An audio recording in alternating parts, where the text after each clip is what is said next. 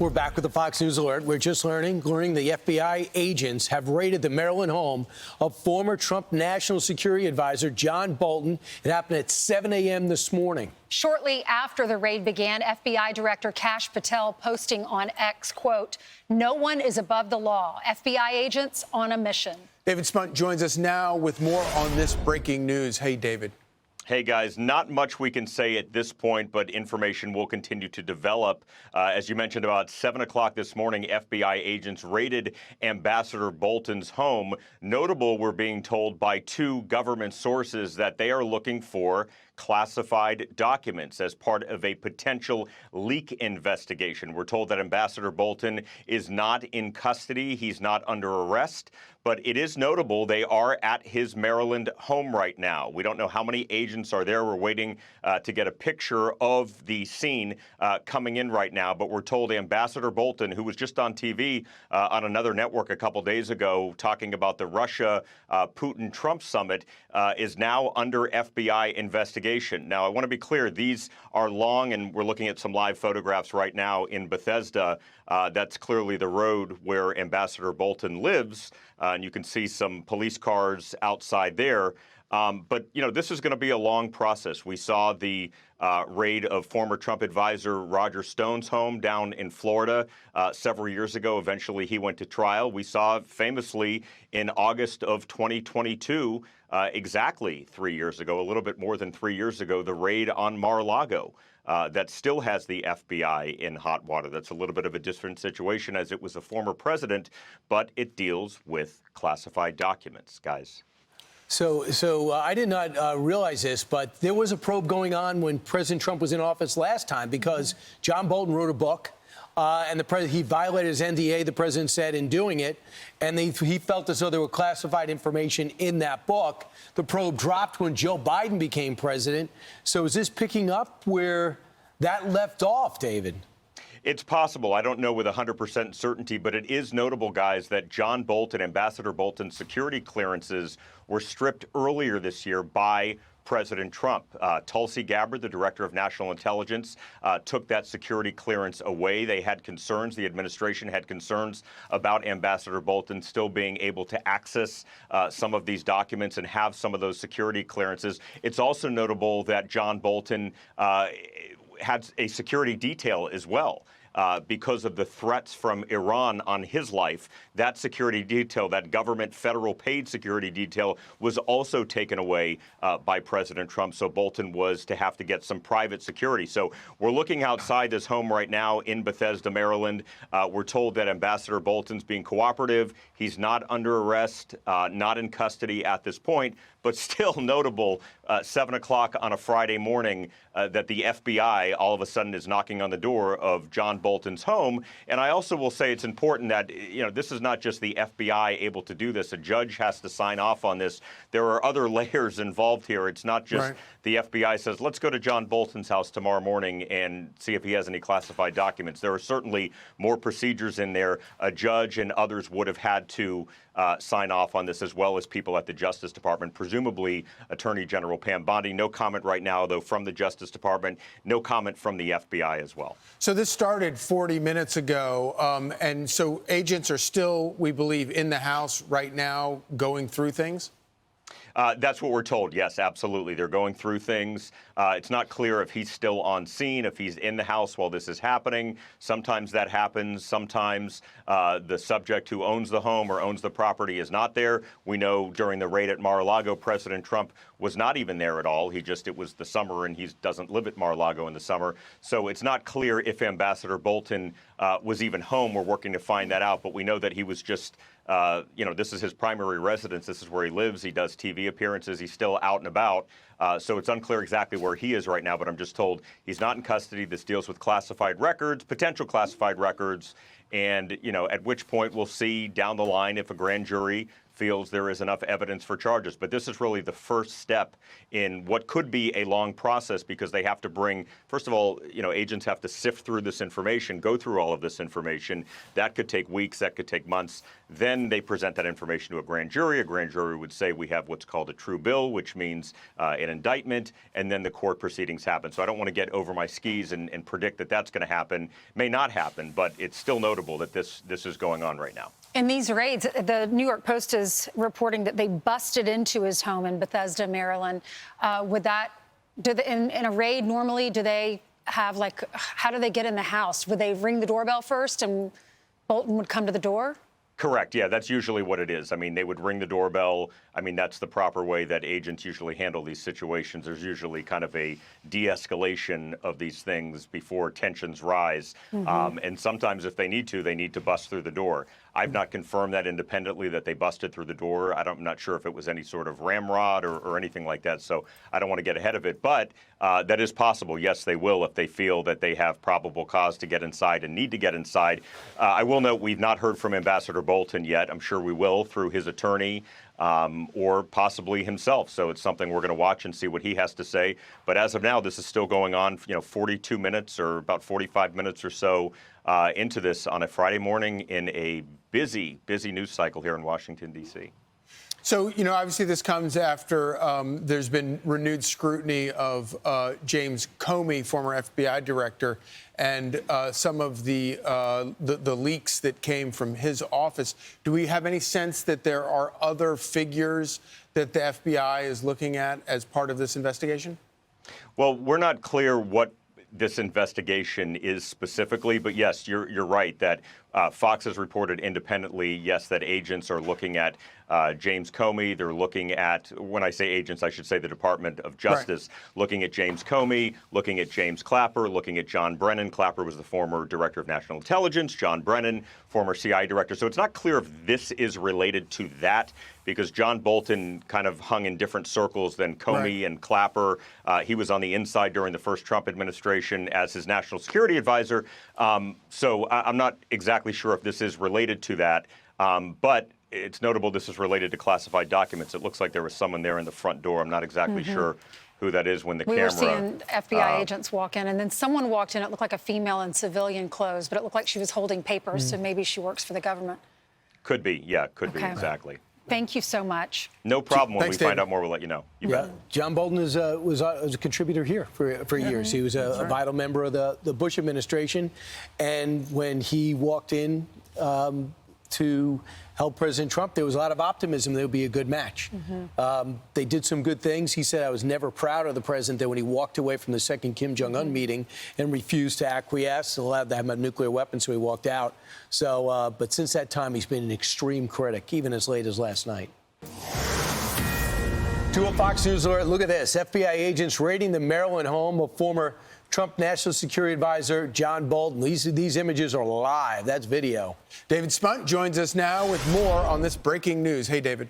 Hey, good morning. We believe John Bolton was home. We're told that he is not in custody and he's not under arrest. The FBI not commenting, the Justice Department not commenting, but two senior government sources say that FBI agents are looking specifically for classified documents that may have been classified. Now, this is a live look at the street where this is all going down just outside Washington, D.C. in Maryland. It's unclear how long this raid will take place, but FBI Director Kash Patel put out a cryptic post on social media this morning, and Attorney General Pam Bondi followed up with it. He says no one is above the law, FBI agents on a mission.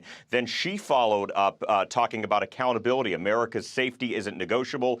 Justice will be pursued always. So it's not clear exactly how many documents they may be looking for, but we are told Bolton is not in custody. What's unclear, though, if he's being cooperative or not. We know, I said this about 20 minutes ago when I was on the air, his security clearances and his security detail that he had, a government subsidized security detail, was stripped by President Trump. He said that it was unnecessary. Bolton says that he is at risk from the Iran regime of potential assassination attempts or other sorts of plots. We've not yet heard from Ambassador Bolton, who served as President Trump's national security advisor in the first administration, but he's out there. He's been on TV recently. He just did an interview on another network a couple of days ago. A couple of weeks ago, he said on another network that he believes that the Justice Department is out for retribution and vengeance, and he believes that he will be a target. 2 weeks later, we see the FBI now gathering at his home in Bethesda, Maryland.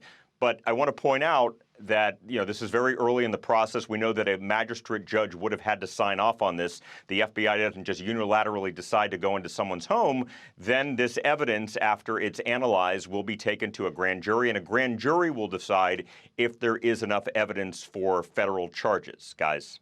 David, have we seen them come out with anything? We keep seeing FBI agents going in. They've been there since 7, so an hour and 3 minutes.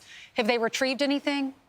I have not seen anybody come out with anything on camera yet, but we're told, yes, they are inside looking at documents. They will be leaving with boxes. I just have not personally seen anybody walk out with boxes, but we're told, yes, they are, and they may be looking at other sites connected to Ambassador Bolton. As far as any other people that may be targeted today, one senior official that I spoke to that has been briefed on this says it does not appear that that is so. It appears right now, and I want to always couch that it appears as of 8:03 in the morning that this is the only person that would be involved today, the only target involved today. So that's what we're looking at right now, guys. So we know that you just mentioned that the FBI Director Kash Patel, 58 minutes ago, put out this: "No one is above the law.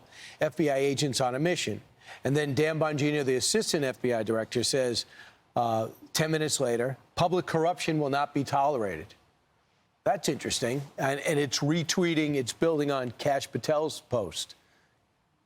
It certainly is. And I will say that notably, and it might be a bit of a coincidence, and it's somewhat unrelated, probably very unrelated, but President Trump's, then former President Trump's home, when he was former president, Mar-a-Lago, was raided for classified documents, and that was a little bit more than 3 years ago. That was August, early August of 2022. And he was not home at the time. We're told Bolton was home today. But again, I'm told that he's not in any sort of custody or he's not under arrest. So it's very possible we may see him fly to a camera today, talk about this, put out some sort of statement, whether it be through his attorney or whether it be through whether it be something that he says himself. So I'm assuming you've not seen the search warrant in this case, but you've seen other search warrants in cases like this. Exactly. The search warrant would include very specific things, outlining these kinds of documents that they're specifically looking for, or in maybe a computer, or maybe cell phones, things like that. But it would be very specified. There would be very specific things listed in that search warrant. Absolutely. You're 100% right about that. And when the FBI agents raided Mar-a-Lago, they had a list which was eventually made public of what they were looking for. We will get a list here. We will see the document at some point of what specifically they're looking for. We're not going to see the information if it is indeed classified, but FBI agents are very careful in these situations. There's a team that, with the Washington field office, the local office here, that is painstakingly careful with all of this stuff. The FBI has to be, because it could come and bite the federal government when it comes to an actual court proceeding or a trial proceeding, and they want to win. They want to win if there does indeed become a federal trial out of this, so they have to be very careful, and they have an actual laundry list, just as you said correctly, of things that they are specifically looking for. So it's called probable cause. They believe they had the probable cause to go inside and find whatever they are specifically looking for. Now, it's possible when they're in there, they may find other items,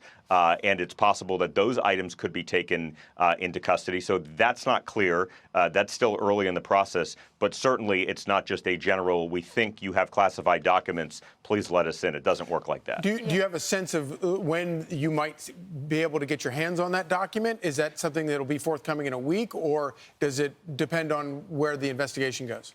It could be a little while. Yeah, it just depends on where the investigation goes. I remember the Trump documents happened several days later when we first found out, because this all is being run through a magistrate judge in Maryland, because that's where Ambassador Bolton lives in Maryland. So it would be a federal court system in Maryland. We would look at the documents, see what the documents say when they're posted. There'd be a case number assigned. This is just still so early in the process because it happened. So I suspect that, and it also just depends on the volume of documents here. I mean, are we talking 10 pages, 15 pages, or 100 pages? So it really just depends on the volume. But I would suspect nothing today.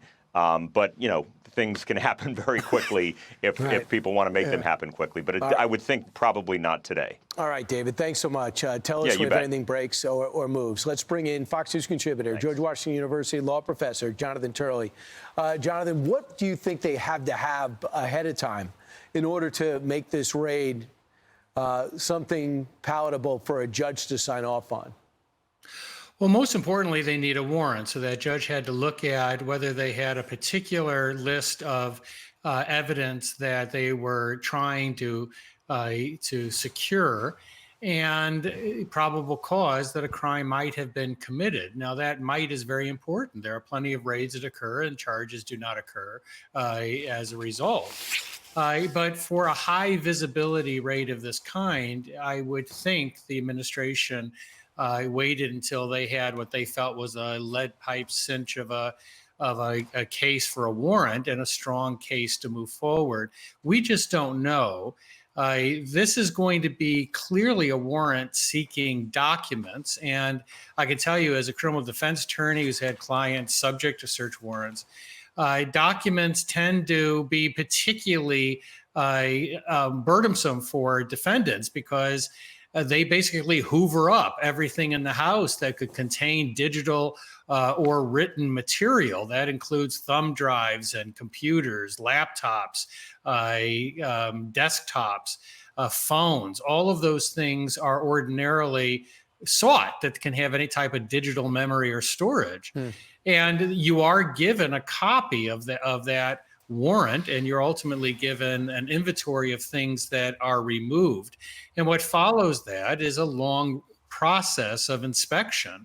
Now, in the case of Bolton, there's going to be very sensitive issues there. One is he's clearly a critic of President Trump. And so there's going to be concerns whether this is retaliatory.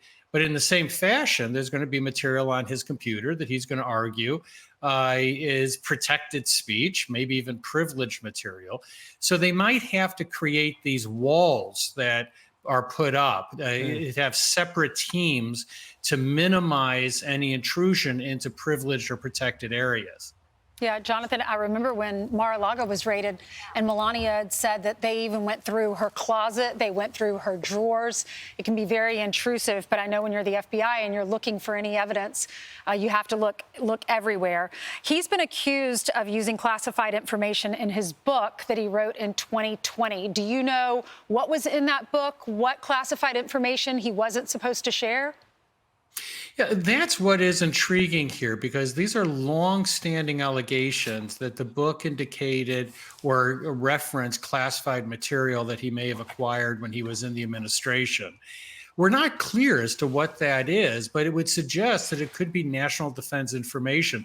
The reason that's important is that creates a heightened potential penalty. So you can have penalties that range from 5 to 20 years. 20 years tends to be the sentences for concealing information, obstructing justice. Simply having classified information can weigh in at about 10 years. And there are often multiple counts because each of those documents can be charged separately. So there is a strange history here. So you had these allegations coming out as early as the first Trump administration. Then there was an allegation that the Biden administration essentially scuttled a further look at this case. Right. And now we have this new development. But we really don't know if there's something that has occurred most recently, whether they uncovered something that they believed is sort of evergreen, that this is still a viable criminal case.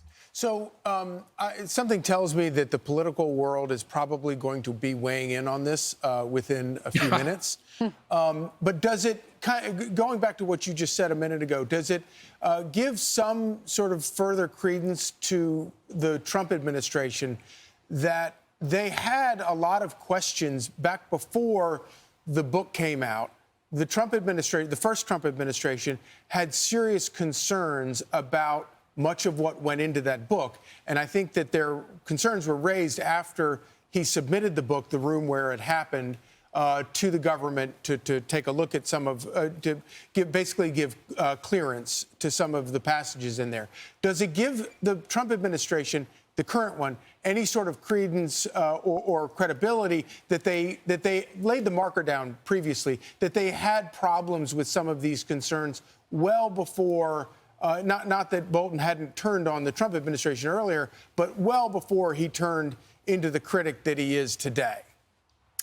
Yeah, these books are very messy in terms of federal law and regulations. You're supposed to get pre-approval if you are relying upon information you acquired, particularly that's classified. I don't know what occurred in any pre-review. I think they held up the release. They tried to. Yeah. And so there's obviously a record there of disagreement. What I'm intrigued about is why now?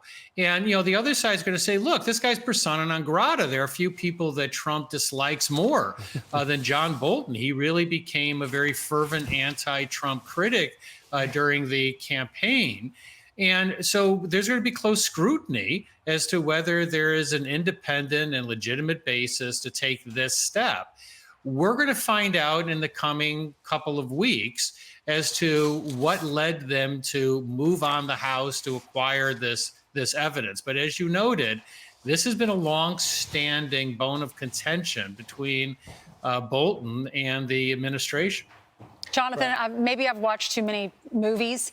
What does it look like inside the House when they're having this raid? I mean, we see in the movies, the papers are everywhere. They go through every drawer. They leave a mess. They usually do leave a mess. I had a client where they showed up at his house. He was a scientist at like 3 a.m. and the kids were screaming and they were trying to calm the kids while these agents just tore apart the house. So it can be it can truly be traumatic, particularly if you have young children, which is not the case here. But these FBI agents have a right to go in there. So unless it's a no-knock warrant, which wouldn't be a case, I can't imagine they had a no-knock warrant here. If you have a no-knock warrant, they can take that door off its hinges because they believe that someone in the house could be a threat to the officers. There's no reason to suggest that here. So normally there's a knock on the door. They do go through de-escalation. They don't want to have a confrontation. There's a lot of people that have firearms. Bolton may have private security, so you don't want to have any missed signals here that someone's trying to get into the house of a protected person. And then once they're inside, they move pretty darn quickly and they ask you to step aside and you can observe them, but you cannot get in their way. And often it is very messy. Now, in a document search of this kind, they're going to sweep through that house and grab anything that has any storage capacity at all. In some of my clients' case where they're looking for physical evidence, it can look like your house was hit by a tornado. I mean, they will take apart mattresses, furniture, and they don't go back and clean it up. They take what they need and they leave. Remember what they did at Mar-a-Lago? They stacked up the documents that they wanted to. They took a picture of it. That's right, I remember that. And they acted like that Donald Trump left a mess. No, it was them that left a mess, and they decided to take a picture.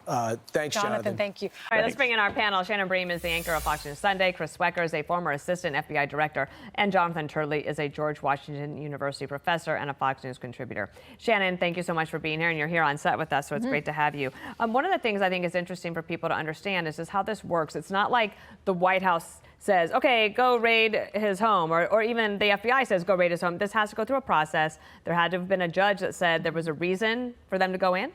Yeah, that's how this works. You've got to actually go through all of these due process and protective legal framework that is in place. And so a judge would have had to look at this. There has to be a warrant in place, and there would have to be some probable cause for moving forward and looking for whatever is outlined in that warrant, documents and other things that they may stumble upon while they're there. You know, we have these protections for a reason, and you want people to have confidence in what our agencies are doing when they carry these things out, that they have been vetted. And something that's happening at this level, you would know would have to involve the top levels of the FBI and DOJ. Leaders would not be unaware. They would be very involved in this warrant process and getting things to where they are this morning. Chris, we'll bring you in. If those federal agents do find anything incriminating inside of that house, how soon would any of that go public? Would we have to wait for some sort of a criminal filing, or what are your thoughts on that? Well, behind every search warrant, a federal search warrant, is an affidavit that spells out facts that really provide probable cause for two things. One, that evidence that a crime has been committed, and there's evidence in a specific location that you want to search. So that affidavit should be unsealed. It's sealed right now. When that affidavit is unsealed, then we'll see what the facts are that support this affidavit. But I will say, you know, I've consulted with several of my colleagues. We were the leadership team just before Comey. And we're looking at this a little bit skeptically because we were very heavily critical of the Mar-a-Lago raid. And just because you have the authority and the discretion to do something like this doesn't mean you should. So we're waiting. You know, we just don't want to see the FBI weaponized for the other side, if you will, just turning the playbook over. So we're anxiously awaiting the unsealing of that affidavit, because I believe it will be what we call a speaking affidavit, which will really lay out pretty much of the case, at least supporting the search warrant, and probably a little bit more. Jonathan Turley, we haven't heard your thoughts yet this morning. Anxious to hear your initial thinking on this.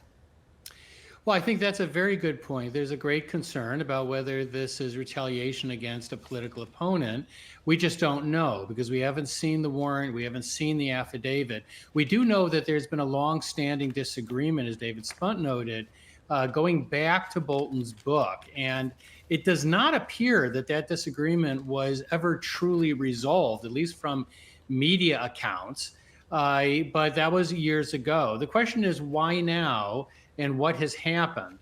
And we'll know that better, I think, sooner than later. Keep in mind, Bolton himself can reveal what was taken and what was explained to him in the documents that he was given. So some of this information may come from his side.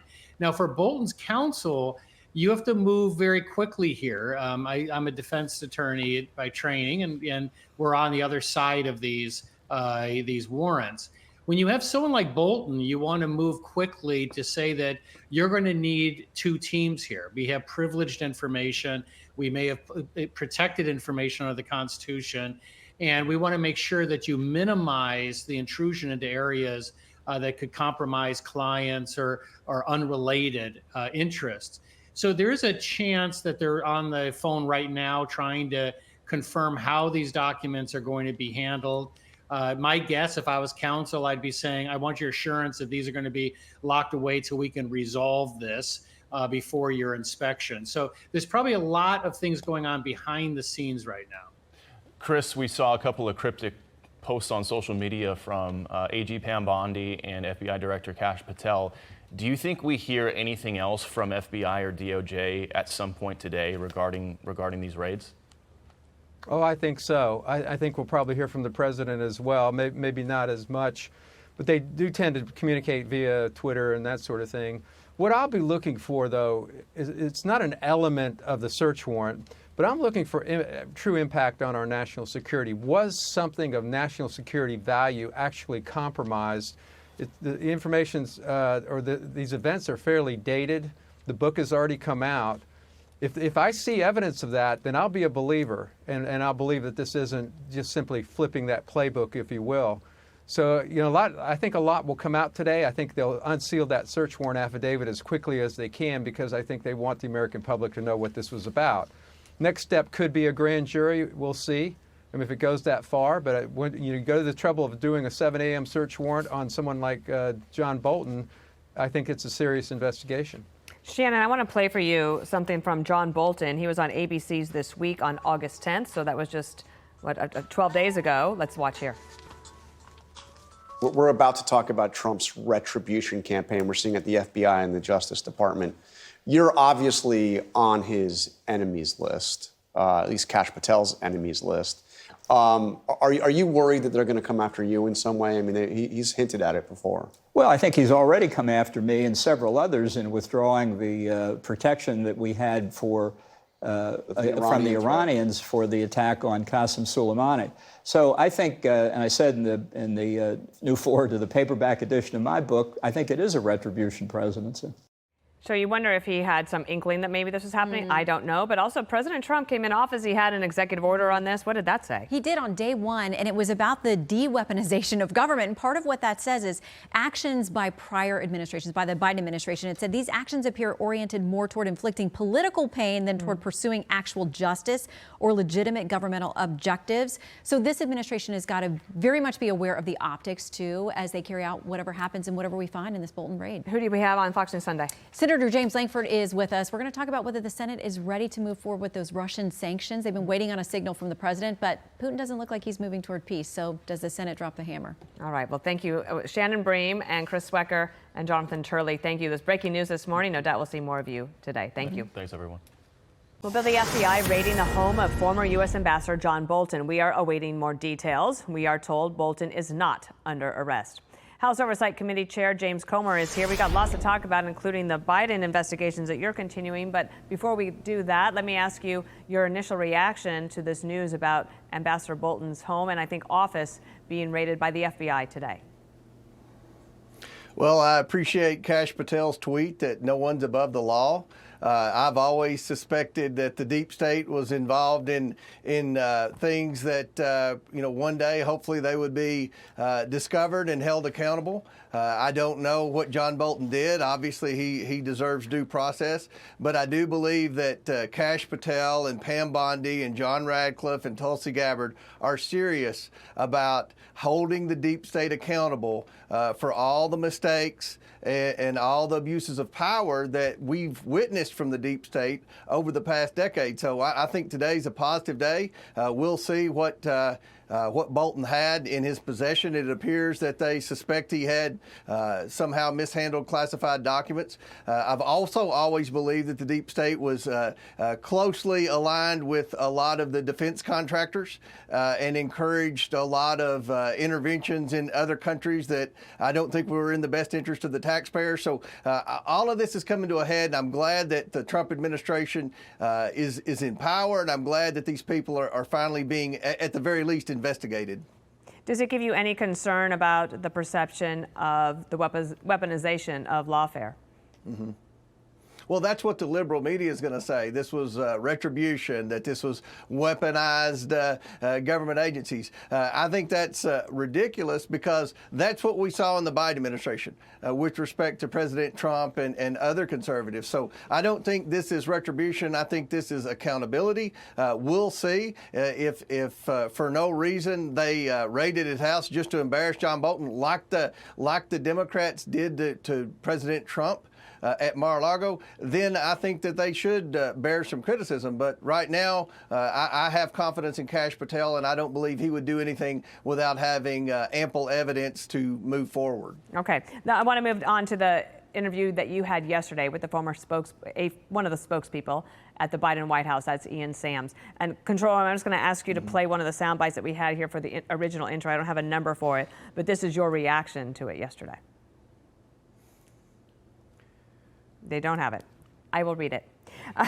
Basically, you said that it was the most informative transcribed interview / deposition that you've had, and that you will give Mr. Sams credit. He answered our questions. He communicated with Joe Biden 2 times. He saw Joe Biden, talk to Joe Biden 2 times the entire stint as he was serving as one of the spokespeople at the White House. Mm-hmm. I'm not entirely surprised by that, but I think it might be eye-opening to people to realize that you could have someone saying that Joe Biden was perfectly fine and how it was gratuitous and wrong for Robert Hur to put that in the report, but not to have any major interaction with him himself. Tell us more. Well, I was surprised, and we had a list of things that we were going to ask Ian Sams. We never dreamed that he had no interaction with President Biden. I mean, this was President Biden's main spokesperson for 2 years. Jean-Pierre was in title only. Ian Sams was the guy that would go up and attack me or the Oversight Committee whenever we would get new bank records that would show the Biden family was involved in an influence peddling scheme. Ian Sams was the one that would go on TV and attack Robert Hur for implying that Joe Biden was in mental decline. And what we found out yesterday was he never even hardly communicated with Joe Biden. In 2 years, he Sir, had can I interrupt you and just play for face-to-face people some of the interactions. things that Yes. Ian Sams had said at the time? Watch this montage of Sams and his comments. Watch. All right. I dispute that the characterizations about his memory that were in the report are accurate because they're not.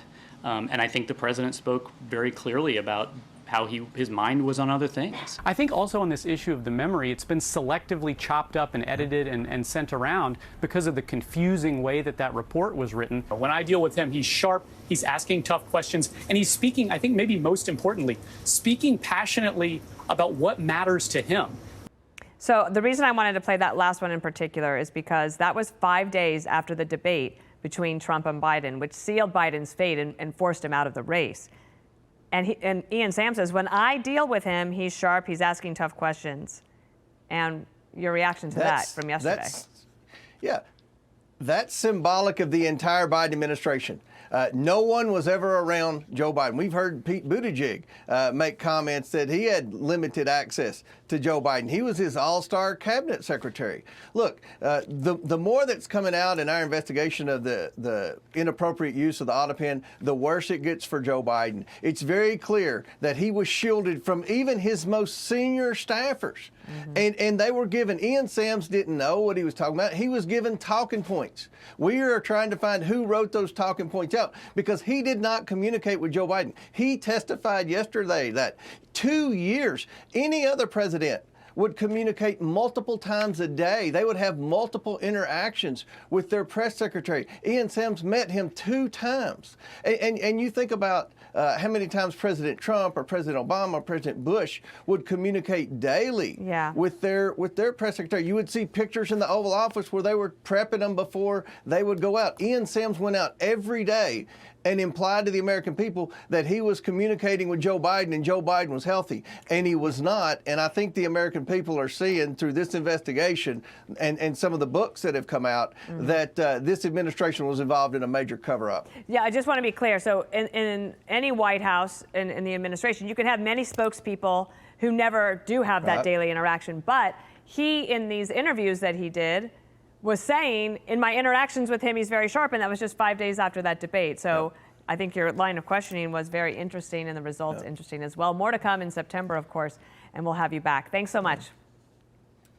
Thank you. Thank you, friends. Well, breaking news this morning, the FBI raiding the home of former U.S. Ambassador John Bolton. It is a stunning development, and we are following it as it happens. Good morning. I'm Dana Perino. Bill Hemmer is off today, and great to be with you again. Bill Malugin. Good morning to you. Happy Friday. Been a great week with you. Thank you. I'm Bill Malugin. This is America's Newsroom.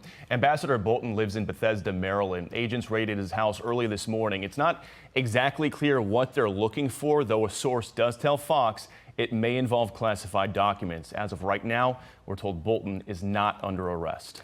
John Bolton served as President Trump's national security advisor during his first term.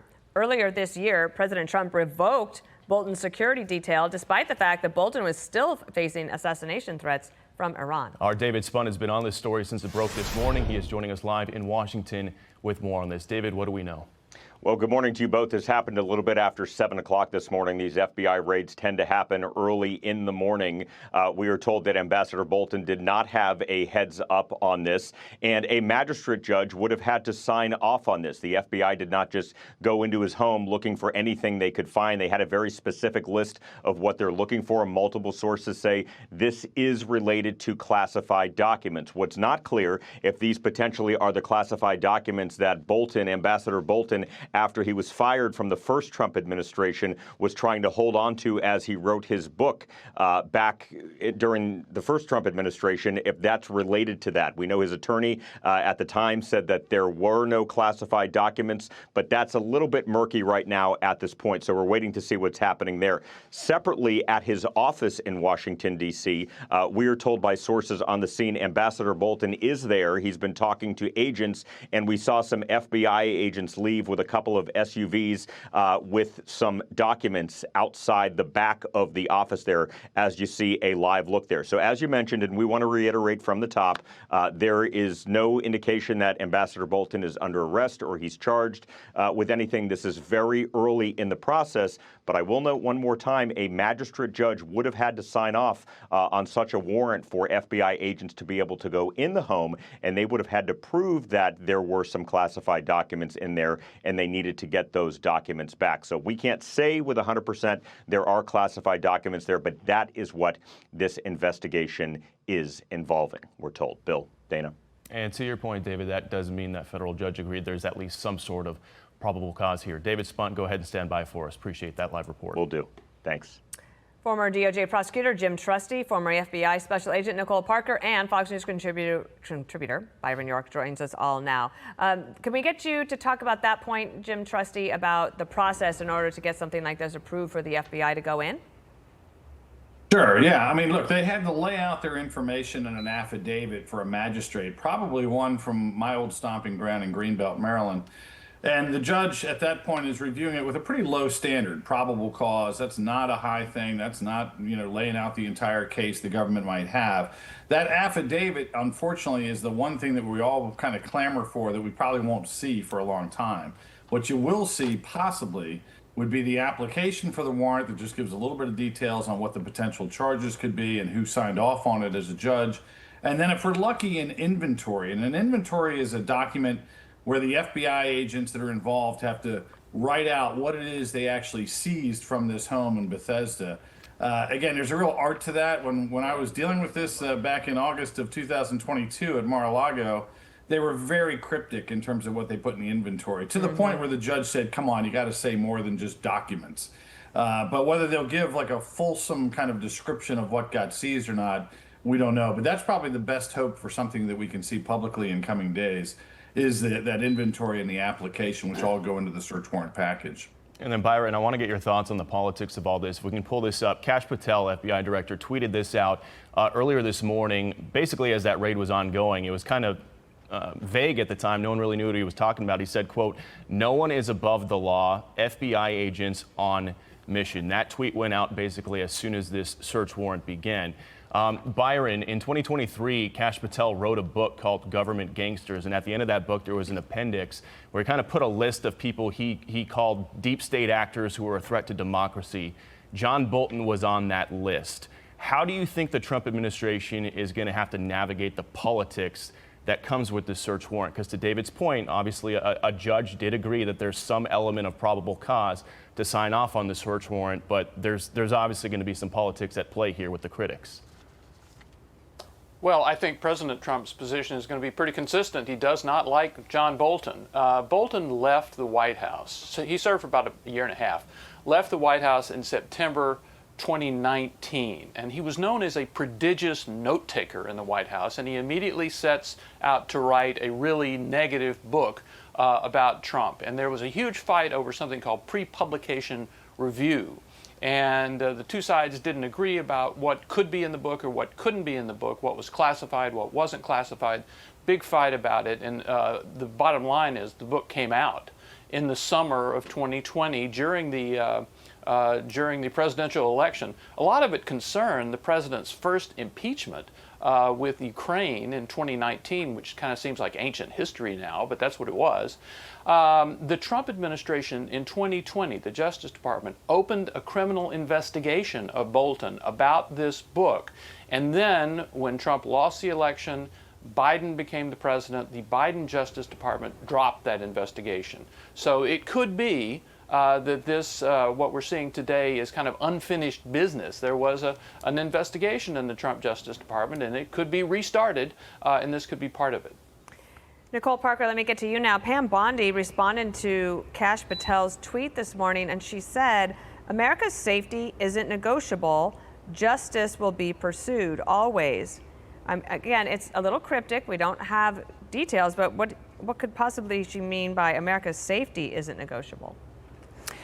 You know, that could mean a number of things, but as we know, we look at what happened with President Trump. You know, the FBI had no problem going in and doing that raid at Mar-a-Lago back on August 8th, a few years ago now. But, you know, like Kash Patel said, no one is above the law. And so that's what they're saying. John Bolton, like a previous guest said, an investigation was opened under the Trump DOJ into this alleged maybe using information for a memoir. And having written a book, they do go through very strict pre-publication guidelines and rules, and there are restrictions, and it sounds like he may have, you know, not honored those, and the last administration under President Trump was concerned about things that were divulged, but it was published anyway. But I think that Pam Bondi comes full circle with this, and she's saying she backs up Kash Patel. No one is above the law. America's safety always comes first. Chris Swecker, want to go ahead and bring you in. John Bolton was Trump's national security. Oh, we don't have Chris Swecker. My apologies. Jim Trusty, question for you then. Bolton was Trump's national security advisor in 2018 and 2019, and he wrote his book in 2020. So we're talking, you know, 5+ years ago. If this is a case involving, you know, mishandling or divulging of classified information, what's the statute of limitations on this case? Would the Trump administration be up against any clock here in terms of trying to do any prosecution?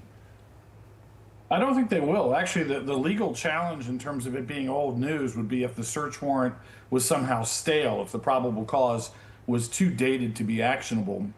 Here, you can usually write up an affidavit that says people hold on to documents. And if they have any sort of recent conduct on behalf of Mr. Bolton acknowledging the possession of this information, that would freshen it up too. So you normally have like a 3-year statute of limitations. Sometimes it's extended for national security type cases and others.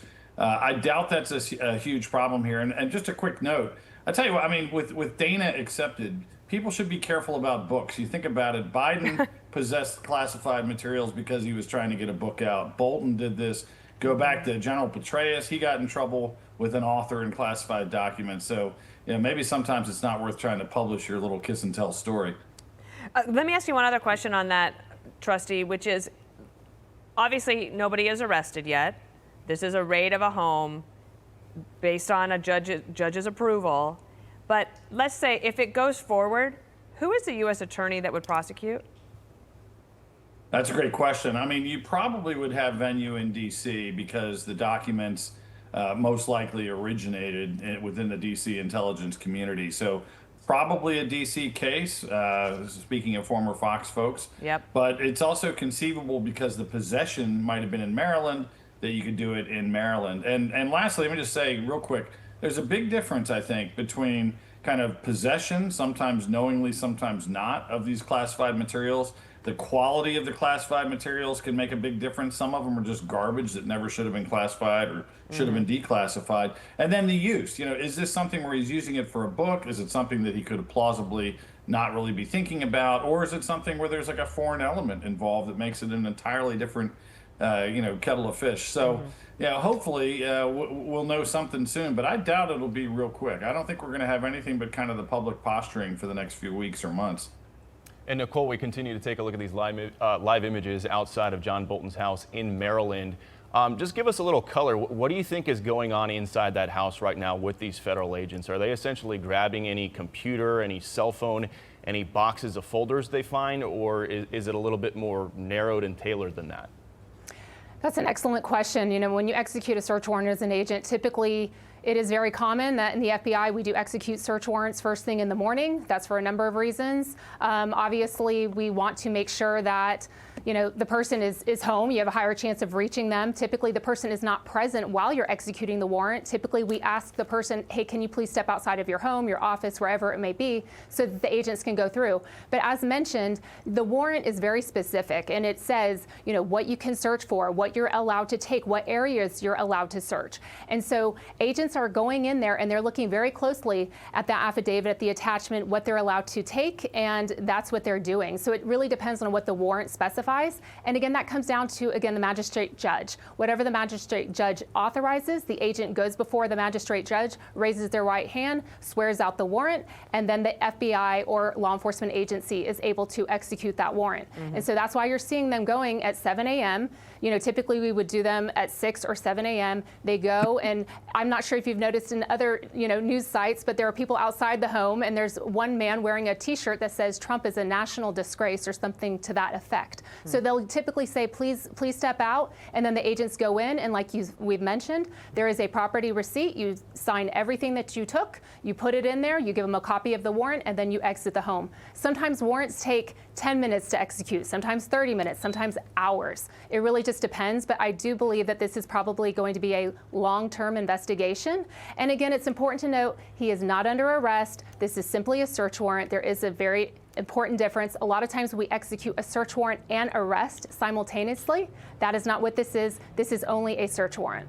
Byron York, I want to take you with me to the way back machine, to when I was in the White House, and John Bolton at the time was nominated to be the UN ambassador. And boy, did we have a fight on our hands. And the DC Beltway media could not stand him. And that has changed quite a bit to where he is now. So the media reaction to this is going to be very interesting.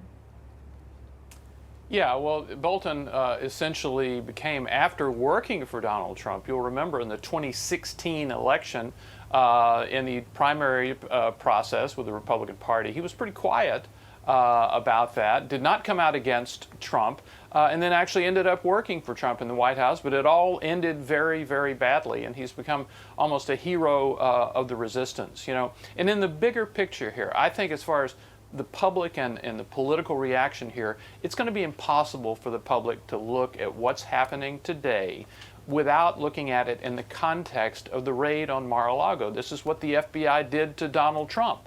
Now other people are getting to see how that tastes.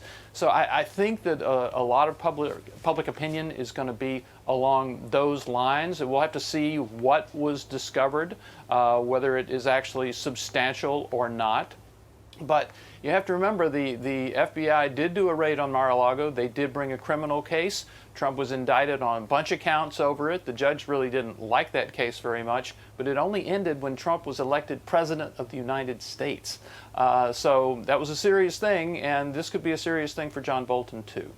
All right, thank you so much. We have Jim Trusty, Nicole Parker, and Byron York, and of course David Spunt kicked us off with all of the facts, and I'm sure we'll see him again this hour as this news just broke a couple of hours ago. Thank you so much. Thanks, guys. Yeah. But about the news today as well, with John Bolton. And so if we have that sound, we'll bring it in just a moment, but you can bring in our guest. Yeah, we caught some of the tail end of what he was saying about John Bolton. He said he's, quote, not a smart guy and, quote, could be unpatriotic. President Trump said he knows nothing about the raid at his house early this morning, saying he expects to be briefed by DOJ later today. I'm told we do have a little bit of the sound of what he said earlier. Let's go ahead and play that real quick. Mr. President, have you been briefed on the FBI raid of John Bolton? No, I don't know about it. I saw it on television this morning. I'm not a fan of John Bolton. He's a real sort of a lowlife.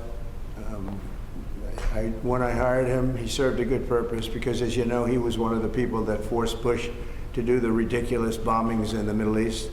Bolton, he wants to always kill people. And he's very bad at what he does, but he worked out great for me because every time he doesn't talk, he's like a very quiet person, except on television. If he could say something bad about Trump, he'll always do that.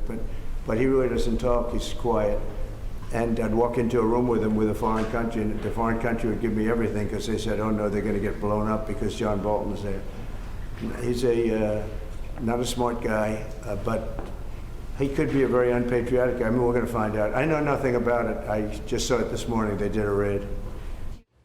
All right, we are joined now by Fox News contributor Hugh Hewitt. Hugh, you just had a chance to hear the president's comments there. Give us your top-line thoughts. Good morning, Bill. Good morning, Dana. John Bolton is a very, very good lawyer. He ran the Department of Justice Civil Division under President Reagan. He's known by most people as a hawk's hawk. President Trump referred to the utility of having a hawk's hawk on the staff, but obviously those men do not like each other. Here's the key takeaway.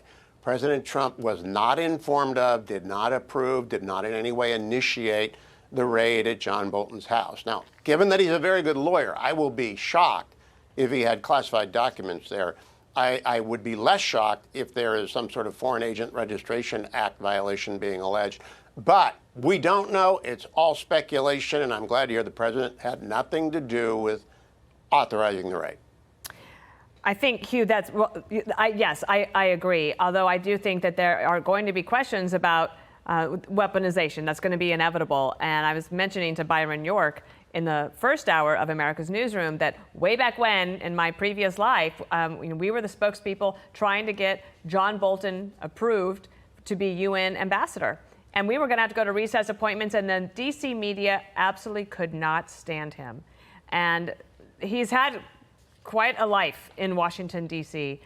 This has got to be probably very difficult for him to handle. Maybe he anticipated it. He told John and Carl just 2 weeks, about 12 days ago, that he did think he was on a retribution list. So this will be part of the narrative as well. Well, the ambassador has been my friend, full disclosure, for more than 20 years. And his book about the UN, incredibly detailed during his service under George W. Bush. He has a photographic memory for details. He is extraordinarily verbal on television and is a great guest, obviously.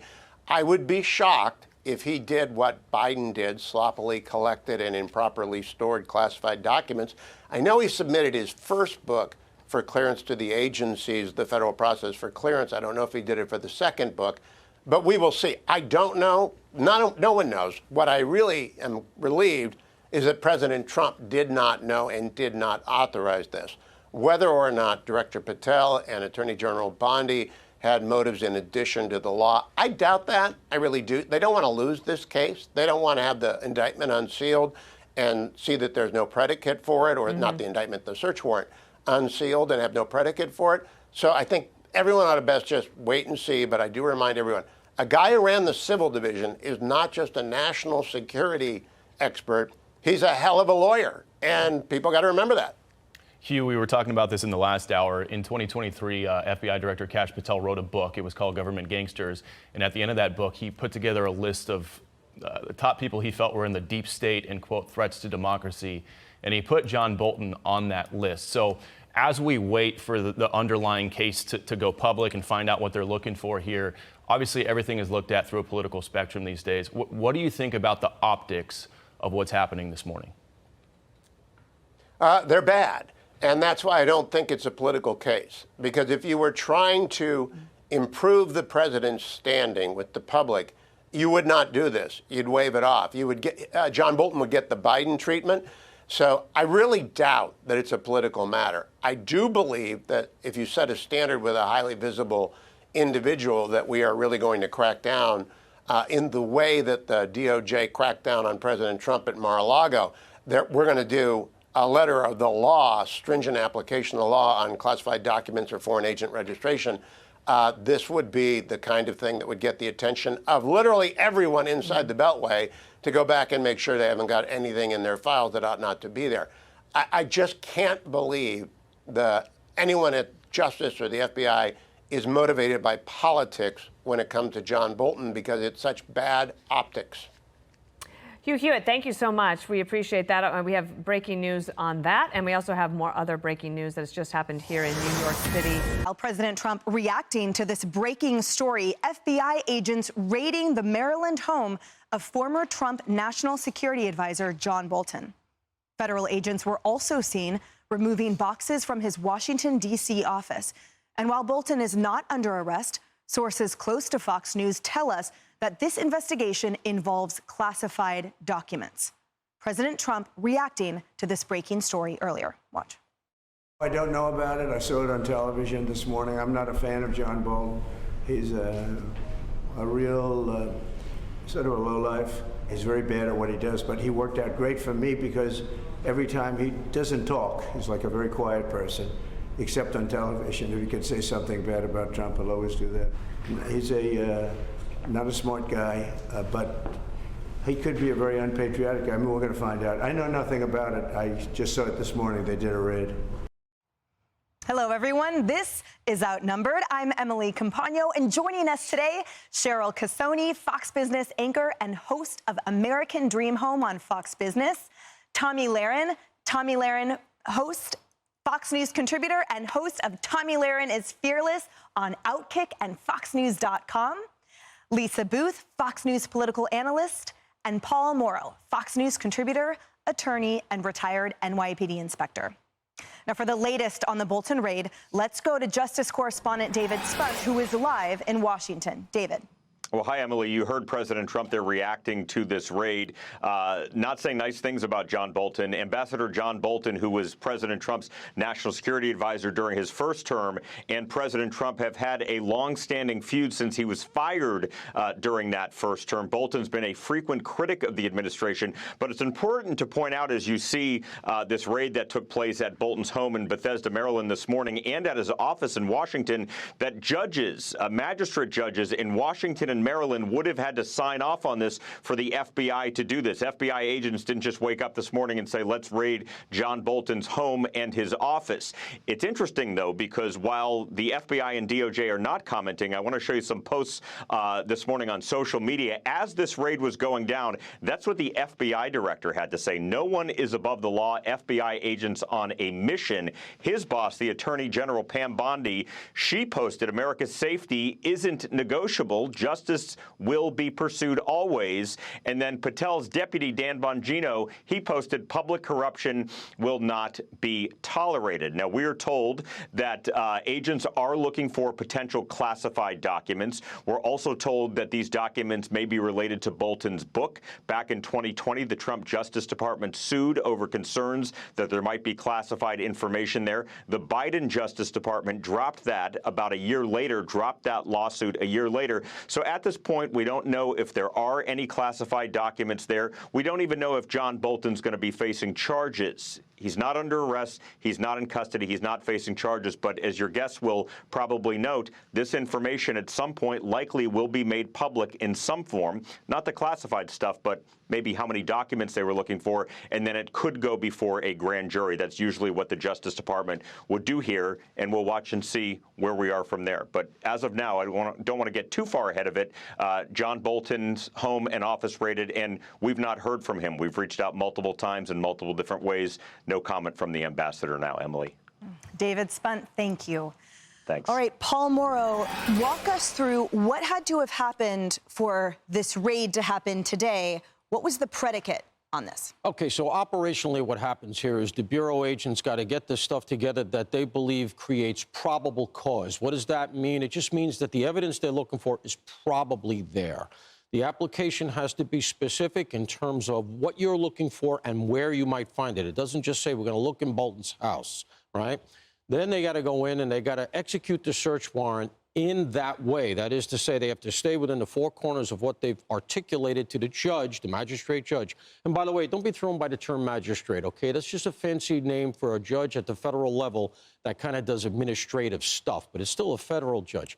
Federal judge has to okay it. They go to execute the warrant. They take what's in the search warrant. I think here's the rub. Couple things. First of all, if you see anything in plain view, it's settled law that even if it's not in the warrant, you can take it. Furthermore, if you encounter stuff that is outside the warrant, but that you think is pertinent, maybe indicia of a crime, including an unrelated crime, you can either get another search warrant, you can sometimes get it right from the scene if you can articulate that there's a danger of that evidence being destroyed. My point is it could be a rolling thing. Cases are built from the ground up. You start small and you start building, building, building, building.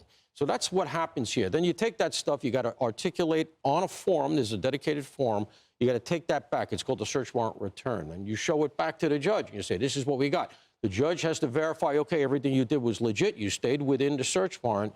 And now you see, do we have probable cause to go for an arrest? Is it now probably true that there was a crime? And that'll go, like David Spunt said, likely to a grand jury, which is an extra stopgap in our system. You get the grand jury indictment, and then you go forward. None of that is guaranteed here. We want to be clear. So, yeah, this is there to safeguard against a fishing expedition.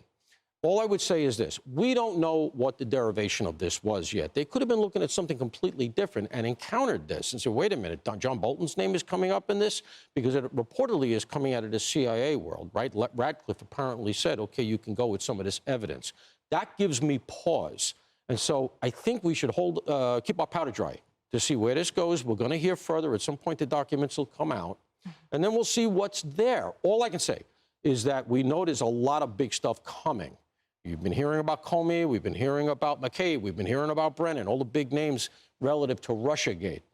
I hope this is not a low-level thing that in some way, shape, or form diminishes the import of what I think are going to be earth-shattering cases coming in the future.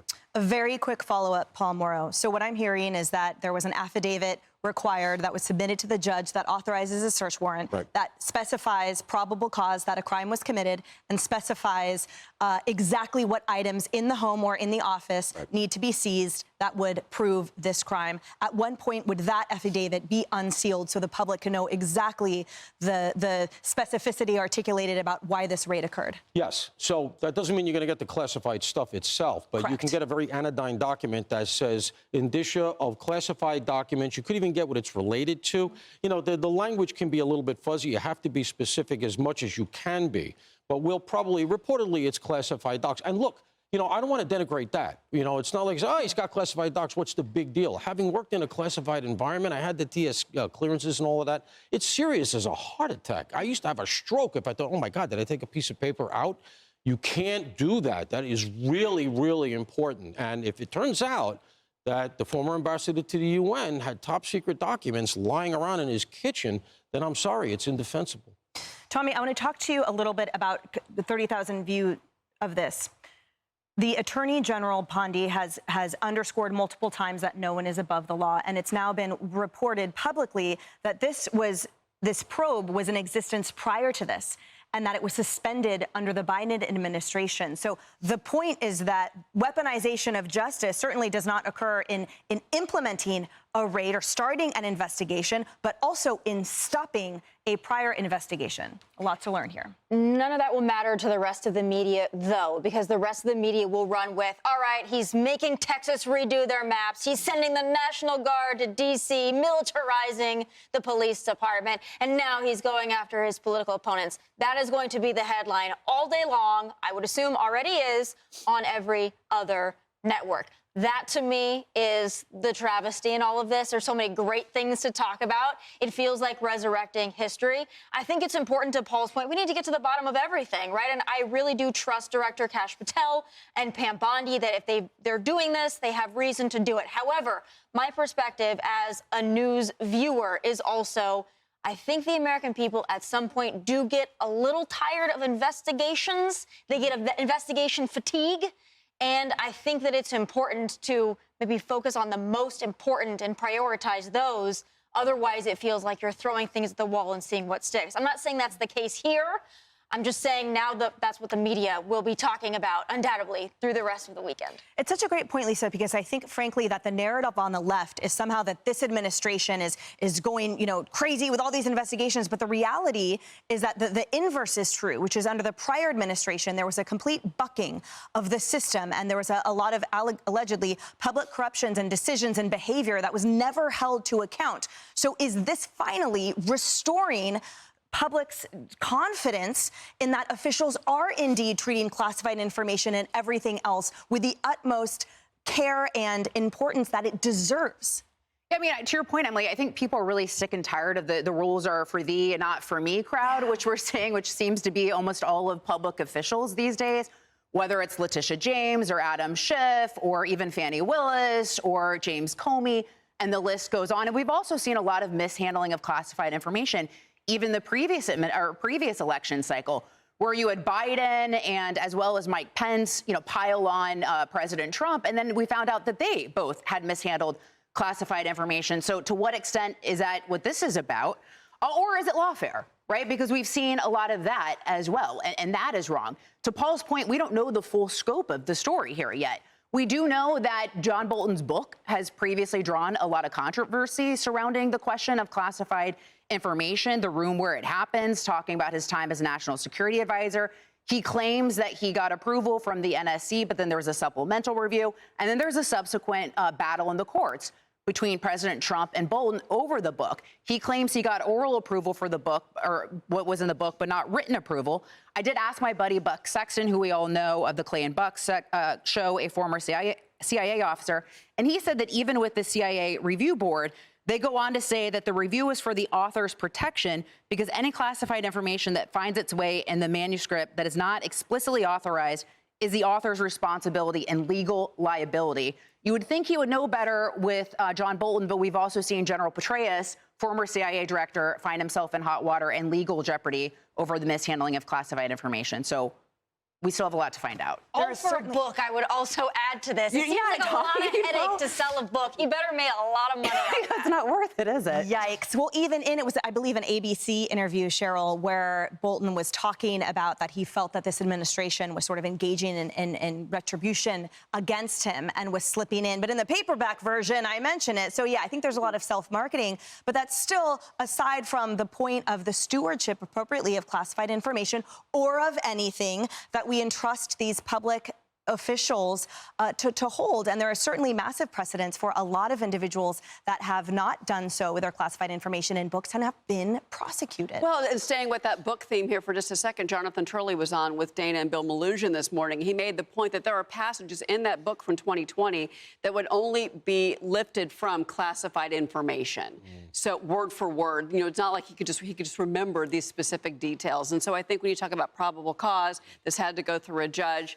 I'm not jumping ahead of the investigation either, but I will point that out. The other thing, too, I think from the Bolton camp is that obviously he knew that he was a target. Remember that Trump pulled a security detail from him earlier this year, funding of that. His clearances have been pulled under the Trump administration. That happened earlier this year. And the other point, John Bolton has maintained he needed protection because of the threat from the Iranians. And I think that there is still some validity to that Bolton said he needed protection because he has been and is still a target of the Iranian regime from his work at the United Nations and as a security advisor to the first Trump administration. On the point of his attorneys, though, obviously his attorneys, they've been preparing for this day, I'm sure, for several months now, because knowing that he was a target, knowing that he's been on the crosshairs of the Trump administration. And by the way, when Mar-a-Lago was getting raided, to your point about the media, 3 years ago, John Bolton was on television throwing fuel on that fire and making sure that everybody knew that President Donald Trump was a criminal and this had to be investigated. So, things kind of come back to get you sometimes. And those previous statements and the attacks against the administration, you can't argue that Bolton was not surprised this morning. I'm sure he was not, his attorneys were not, by what went down this morning. Well, and again, just to reiterate, it was publicly reported that this was an existing probe already that was suspended under the Biden administration. So if he's not surprised, it's because he got notice years ago, certainly not just when Trump assumed office. And, to clarify, just to be clear, because it comes down to a memory issue, you'd have to argue that he has a photographic memory and all of this. You can't even take specific notes. If you take notes off a classified doc and you walk out with that from a skiff, from a secure environment, that's just as bad. So I don't know what the argument against here would be if it's word for word.